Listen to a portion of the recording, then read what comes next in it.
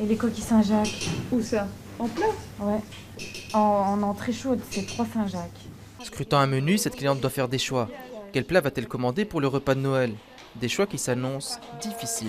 C'est super compliqué, je commande pour mes parents, pour moi, pour ma sœur, donc puisqu'on fête Noël le vendredi à l'heure du déjeuner, le dîner, le surlendemain et encore le surlendemain. Avec l'évolution des mesures sanitaires, les Bruxellois sont hésitants.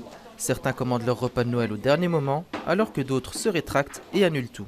Tous les jours, par exemple des gens qui sont 4 ou 5, et puis on m'appelle en disant on n'est plus que 4 parce qu'il y a un Covid, on a des commandes qui s'annulent parce qu'il y a des gens qui sont contaminés, et donc voilà. Donc c'est une gymnastique jusqu'au dernier jour.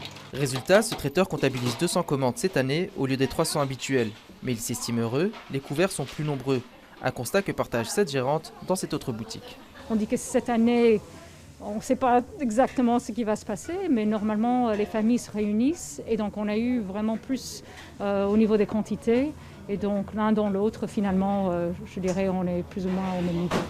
Et puis ici, depuis l'année passée, les commandes du repas de Noël se font exclusivement par Internet. Vous allez sur le site, il y a tout en onglet, spécial fête, vous avez accès au menu et vous pouvez commander. On le fait par facilité, pour nous, pour les clients, d'avoir moins de gens dans le magasin, et c'est beaucoup plus efficace, et comme ça on n'a pas besoin de calculer dernière minute, et ça enlève beaucoup de stress. Du stress, ces traiteurs et leurs équipes pourront en avoir à partir de ce mercredi, jour du début des préparatifs des repas de Noël.